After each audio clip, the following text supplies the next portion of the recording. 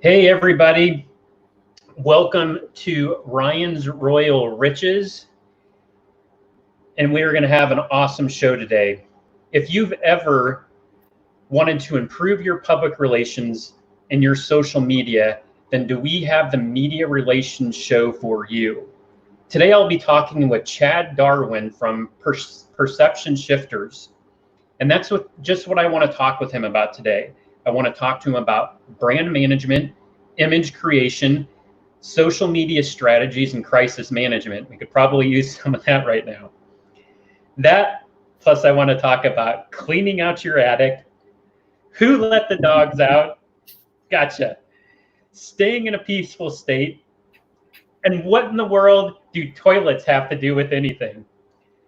Welcome to the show, Chad. Are you ready to shine? Yes, Ryan. I'm ready. Cool. Glad you're here. Glad you can make it. I'm excited. A big part of this show is that we've been having entrepreneurs on, and you're starting your own business. It's Perception Shifters around media relations, public relations. Before we go there, can you tell us about your background? How did you get from starting Perception Shifters? So if you can go into your history and tell us about your history. Yeah, sure. So I went to the University of Florida and graduated journalism school with a focus on PR. And I was actually really involved with the Public Relations Student Society of America. That's kind of where I got my start and did a little work. We had a little school-run agency that kind of did PR for different local businesses, and I really enjoyed that. And I wanted to open my own agency someday, and so I decided to first work in agencies. So my first agency job was with Hill & Knowlton. It's one of the oldest PR firms. And they call it H&K Strategies is what the name is now, but did a lot of work for Disney and Coldwell Banker and Warburg Pincus, which was a financial firm, but really got my feet wet in PR and doing media relations there. And then I went to another agency called Golan, and I started to work on the consumer packaged goods clients, so CPG world. Worked on Nestle candy brands and the hot avocado board. What's that? Yummy, the Hershey's. Oh, yeah. No, it was Nestle Crunch, Wonka, and Baby Ruth. In fact, with Baby Ruth, I actually traveled to 14 or 15 different major league ballparks around the country to do a promotion for them. That was pretty cool. And then I went to another agency called Citizen and worked on a lot of Procter & Gamble business. And that's where I really started to work more long-term on clients. I worked on Iams Pet Food for a number of years and Old Spice. And I started working for Old Spice on the Old Spice account right when they were getting cool again. Because before, right when I first started working, everybody's like, that's like Grandpa's cologne. Like Old Spice had not gotten cool yet. And it started to because they have all these different scents and all that. And we promoted the commercial that really went viral with the man on the horse is what they call it.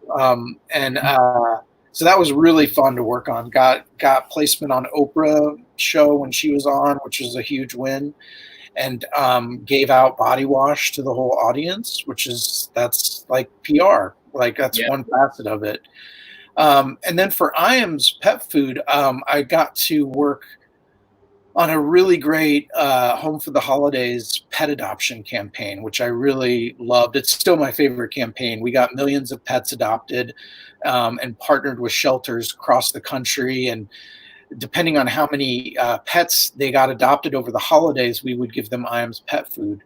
And a lot of people don't know, but the holiday is a tricky time for pet rescue because a lot of people will go get a pet as a gift and the whole family's really not on board. So the first week of January, rescues get flooded again with all these pets. So we kind of had a campaign to teach about responsible adoption.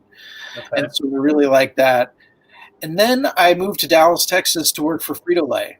So Okay. I worked on all the chip brands, Lay's, Doritos, Cheetos. Did some really fun stuff there. Did a really funny April Fool's prank with Cheetos.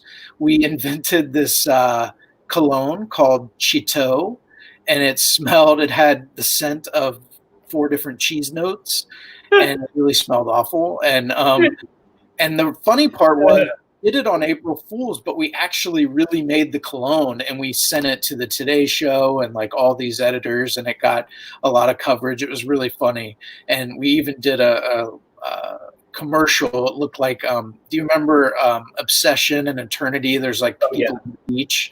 Yeah. We had that. Chester was on the beach with like a tuxedo on. It was pretty funny. And then from there, I went to JCPenney. I was at JCPenney for a little over 5 years. And really what brought me over there was, the predicament that retail was in. And it seemed like an interesting environment to really, try to help a American icon brand get back up to where it should be. And unfortunately that didn't happen. I mean, with the latest news with JCPenney, but I got to do a lot of great stuff there and work with a really great team, and really dug in and started working with social media influencers there a lot more. Mm-hmm. And then this past year I was at Avocados from Mexico. And so that was a really fun brand to work on. They do a huge Super Bowl campaign with a TV spot. This past year worked with Molly Ringwald to do a really funny play on the Home Shopping Network. And I had worked on the Doritos Super Bowl campaign a few years before, so I kind of knew the drill. Yeah. But it was a really exciting campaign to work on. And I also launched a restaurant for them, Avo Eatery. It's in the Trinity Groves here in Dallas, which is kind of a hip eatery. And they are still open after all the COVID stuff. They are still chugging along, which is great. And but that was great, a great restaurant launch. We had a big launch party and lots of media. It was great. Cool. So you have a very extensive background in social media and in public relations. I mean, you just went through in 5 minutes there and shared a bunch of different experiences. And one of the companies that caught my attention was Coldwell Banker, because I'm in real estate. And can you share about what can you do for a real estate agent? Because a lot of times real estate agents like myself, like yourself, we're entrepreneurs. We do have realtors have brokerages that are in place to help, but essentially we're entrepreneurs and business owners. We own our own business. So what are some things that you could share to a realtor, a real estate agent, to help them with their public relations and their brand and their social media that's simple and easy?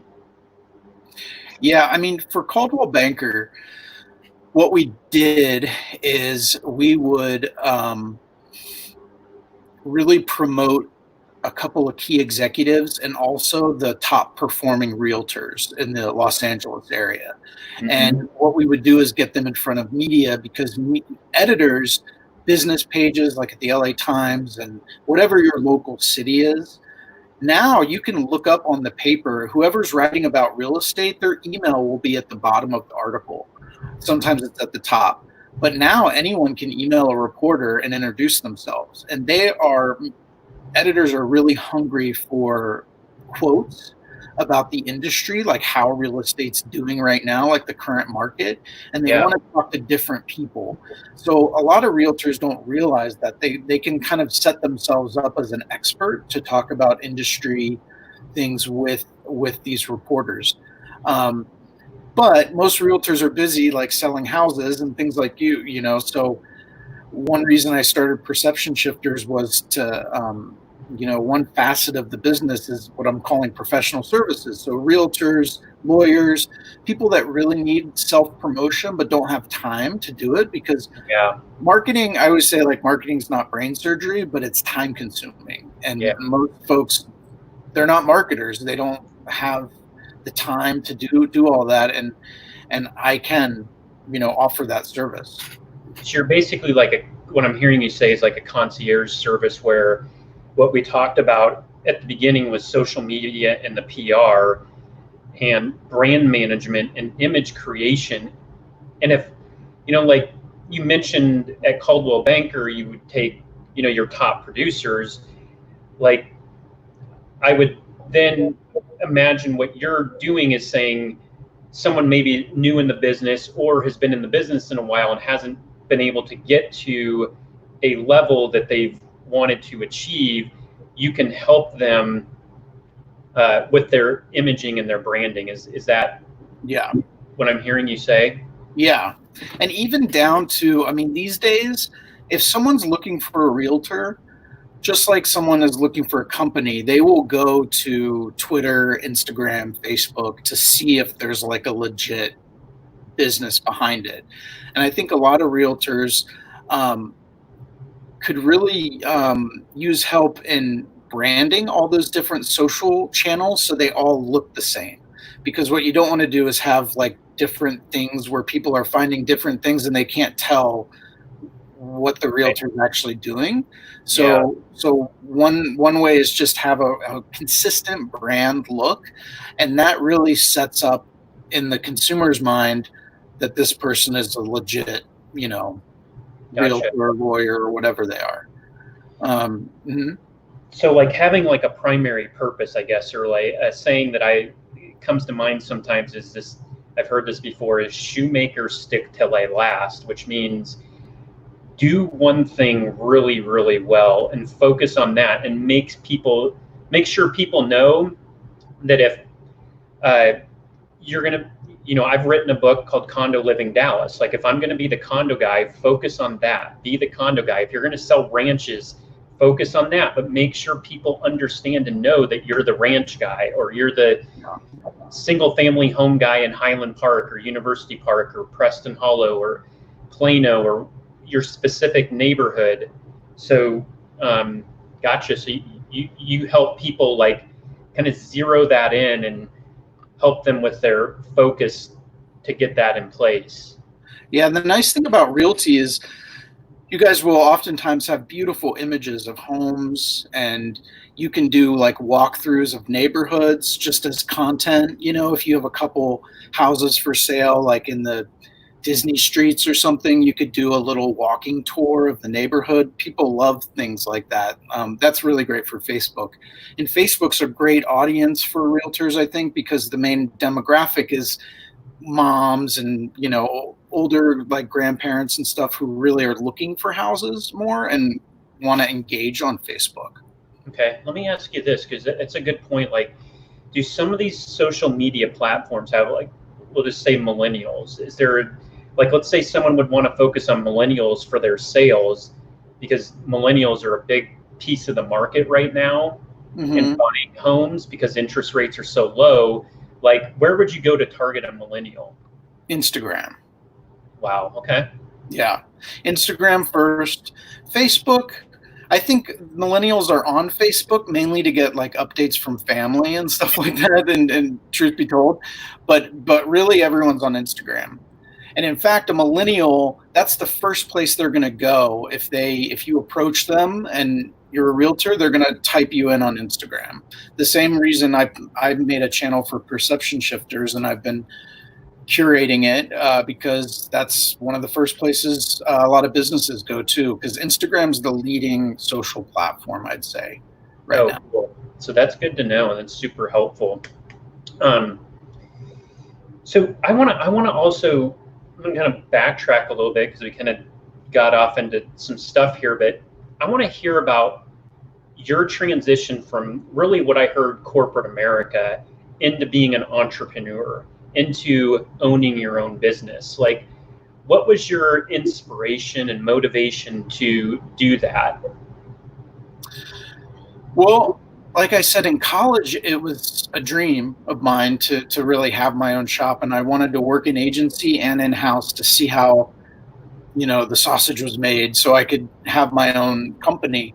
And I kind of got caught up in the rat race, I'd say, with different jobs, but COVID and all this has kind of forced me into being an entrepreneur, but it's a good force. I'm definitely all in now. Yeah. And it's just that feeling of this can happen. It's going to happen.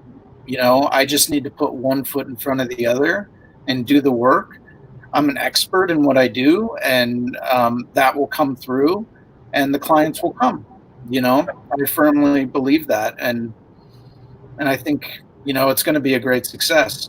And I have that drive. Not everybody has like an entrepreneurial drive, but I have it. I have several friends that have it, and we've been talking over these last few weeks, and it's just that extra fire inside that, I mean, I could wake up in the middle of the night with an idea and jot it down really quick. Like it's like I'm just really into whatever business I'm working on, really, and now the business is mine, so it means more to me.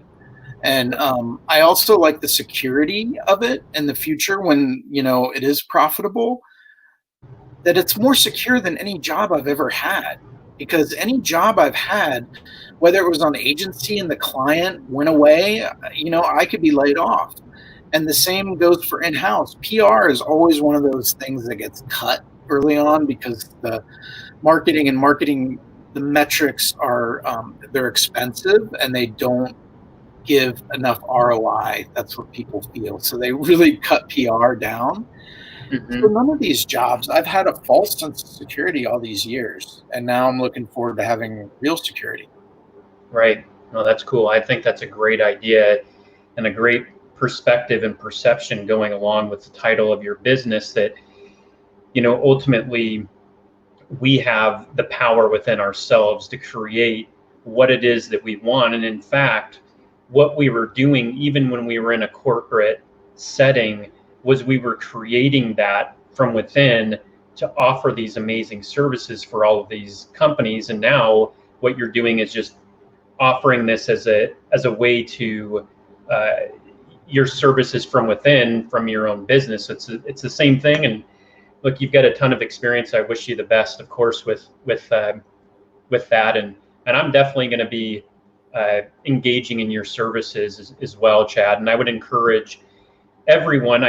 I posted in the chat. I don't know if it went into Facebook, but we'll, after the show, Chad and I will get in there and post his website. Do you want to go ahead and give your website name and also your Instagram, so that people can go there to Instagram, because that came up, and you want to give all your contact information? We're not close to finish, but I just thought we'd give it.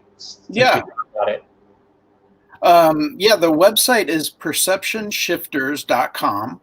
Okay. And it's Perception Shifters Agency on Facebook, and on Instagram it's Perception Shifters. Okay. And you can always tell my logo has a raccoon on it, which is like my little kind of my spirit animal, but it's cool. It's good for the raccoon is a very the perception of it is why I was drawn to it. A lot of people just think it's this oversized rat that just eats garbage, but the reality is raccoon is very versatile. Like, the reason it's in urban areas is because it can adapt to whatever surrounding it is, and that's really what PR people do, like in my field, is just adapt and become whatever we need to become to get the job done. So I felt there was a real connection there. Yeah, cool. No, thanks for sharing about the raccoon. I always and also one of my specialties is pet care. So of all the work I did on IAM, so my specialties are pet care, food and beverage, and then professional services, which is like the realtors, lawyers, things like that. Okay. But I definitely have deep connections to pet care and food and beverage and consumer packaged goods. So pet care, food and beverage, and the professional services, lawyers, realtors, those are your three main focuses. Yep. Which makes sense about what you shared in your background. Let's see here. Where do we want to go next here? what's a good first step for someone who doesn't know anything about PR, like, and you were going to sit down with them and just tell them, hey, this is the first thing that I would suggest you do to help your image and help your brand, no matter what it is. If someone within the food and beverage, in the pets, or in the professional services, what's like the first step? Like, go do this one thing. I mean, if they're new, I would recommend setting up your persona online first. All the social channels, Facebook, Instagram, Twitter, LinkedIn, and get a uniform look. You know, each of those, like LinkedIn and Twitter and Facebook, they all have a banner at the top, which you can put an image, but it's really smart to put a branded image up there. You could make one. Canva is a site that's free that you can do a lot of free design work if you don't know a designer, but you can make these branded. What is that website again? Sorry. Canva, CANVA.com. And but really, because that is the first thing that everybody looks at when they, you approach them. You can give them a business card, and these days it's all digital anyway, but the first thing they're going to do is really look at your online persona.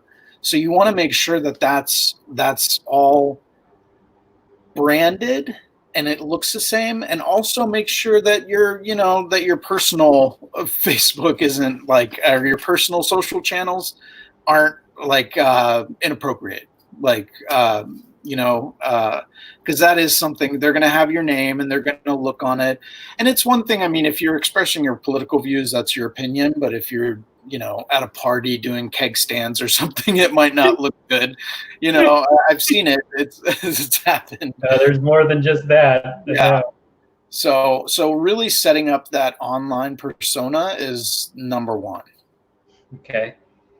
Now that's a great idea. And what I would recommend for people to do as we're going and we're doing these interviews and we're listening to these people, write this stuff down, because it's, and that's what I was doing. I was writing down that canva.com to go there and research that and see how, what you can do there. But I'm sure that, Chad, you have a design platform as well to help people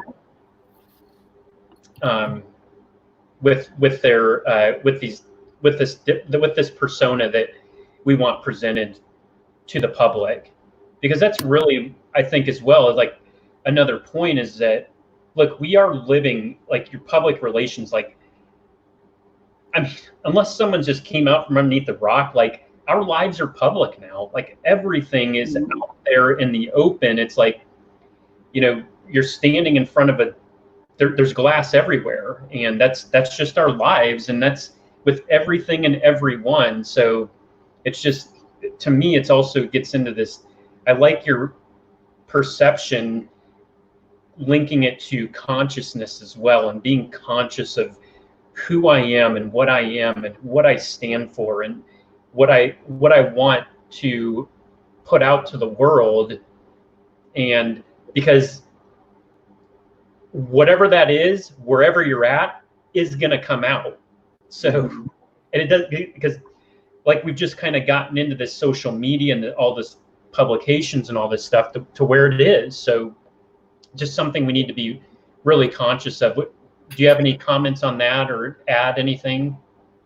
Yeah, I mean, I think now more than ever, it's important to love what you do and be passionate about it, because everything's so public. It's really hard to compartmentalize your job. And if your job is like, say it's for some big defense company making weapons, and on your personal life, you're really against it, but at your job, you're trying to sell these things.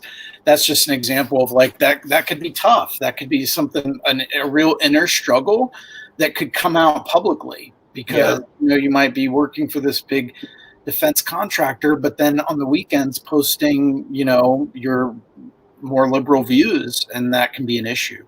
So really love what you do and just embrace it, and everything else will kind of fall into place. That's what I've seen. if you really just embrace what you do. Cool.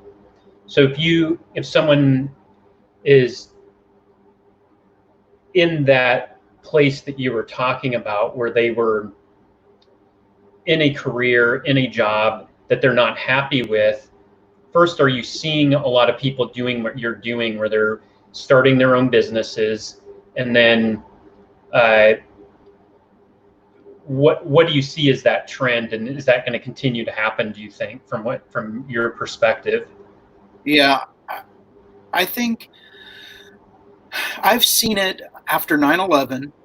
I saw a lot of people start going and doing their own thing and following their own dreams. Some people left PR, marketing in general, or left their career and started something new. Then after the 2008 kind of economy crash and the housing market and all that, I Yeah. saw it again. Some of the best agencies I've worked with came out of that. Like, they started because of that. And I think we're going to start seeing it again. I mean, my agency is born out of COVID, really. And I think a lot of people are starting to see how fragile the system is, and that, their job is not as secure as they thought. Because, that security, it's false security. I mean, look at what happened in just a matter of like a week. Everyone's either laid off or furloughed and trying to get unemployment, and that's our system. And it is a bit fragile. I think it's more fragile than we thought it was.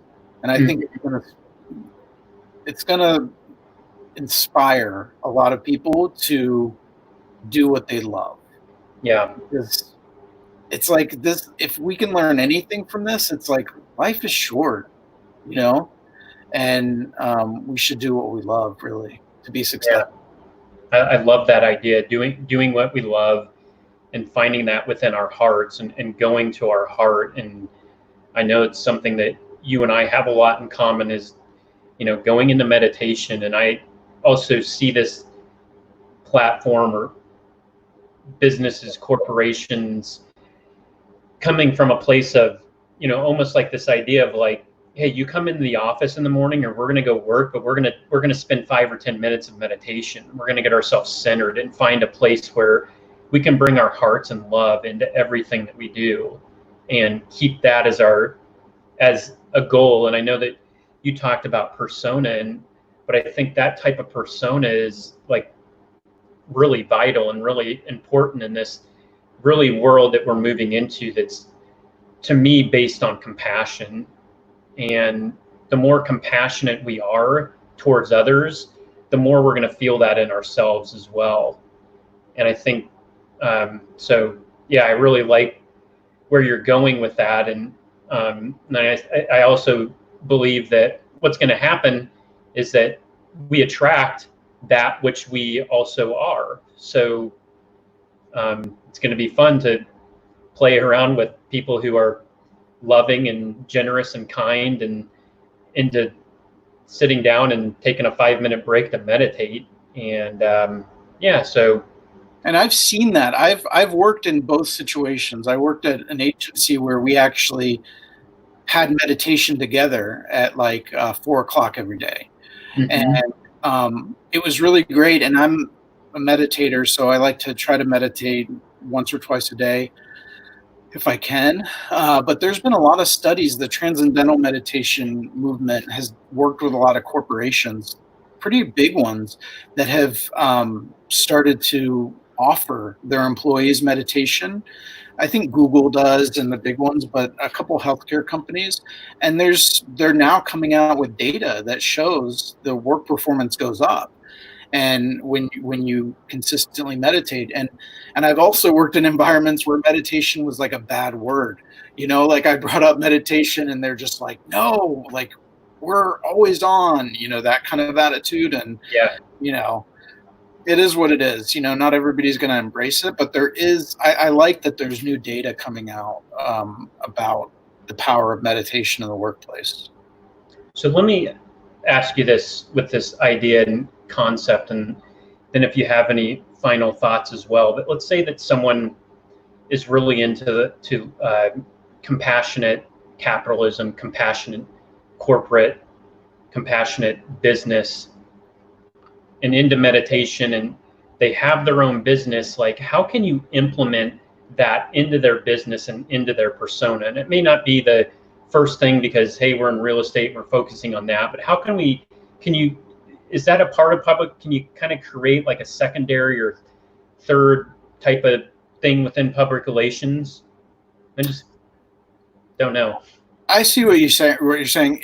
It can be challenging sometimes, because what you want to do is focus in the beginning so that people get to know you and know what you're about, and then that other stuff can come in, like as the working relationship grows.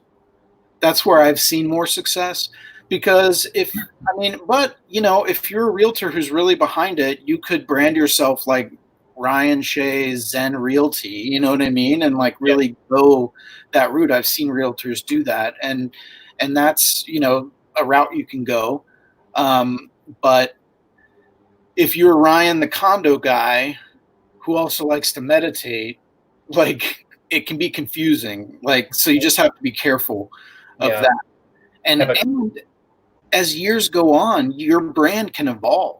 And your brand could be Ryan the condo guy, and then it can evolve to Ryan the Zen realtor, because you've already got that base who follows you, and they understand that you're evolving and changing, and they're going to move with you versus just be confused about what does this person really do. Right. Cool. Yeah, that's I see where you're going with that, and it makes a lot of sense. What about final thoughts, ideas, things that we didn't cover, anything that you feel like?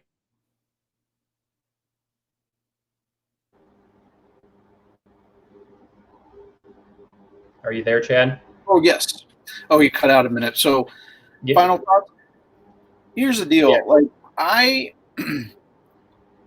my career, I've become a generalist. So I can essentially do PR and social media and marketing for anything. Like I just become an expert on whatever the client is. Yeah. But my real passion comes from people publicizing themselves, because there's so much people can do on their own. I mean, if you're like, start a blog. Everyone thinks that blogs are like, a certain thing, but they're not. Like, if you love to write and your spare time or travel, start a blog, and there's so much publicity you can do for yourself. And then again, a lot of people don't have time to do that kind of work if they're an entrepreneur. So that's where I come in to help handle that marketing and really be like a true partner. Right. in that process. But I also love to provide tools to people where they can do it themselves. Like I have no problem, emailing with somebody and giving them like advice on what to do, because I like empowering people with this kind of stuff because I love it. I mean, I'm a total PR nerd, like I studied it in college, and that's why the name Perception Shifters came to me, because,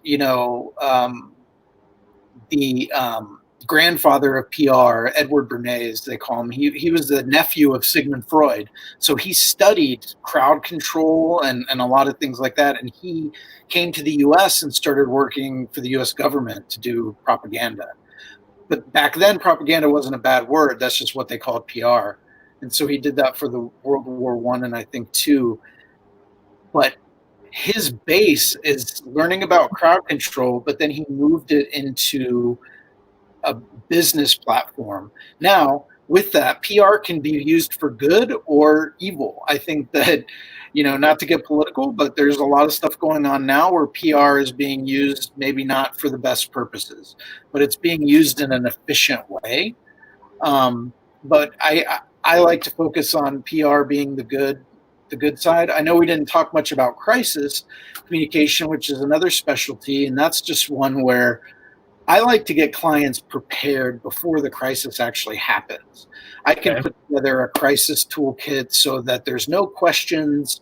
When a crisis hits, this is who's speaking, this is who we email, this is how many meetings we're going to have each day to talk about it. Like, that should be set up. More times than not, crisis hits and people are like, they don't know what to do. And with that, just know my big tip for crisis is you can't lie to the media. You just can't. They'll find out and it'll be a lot worse. So it's either no comment or tell them the truth. That's the reality. I think we could use some more of that telling the truth and right? No comments at all.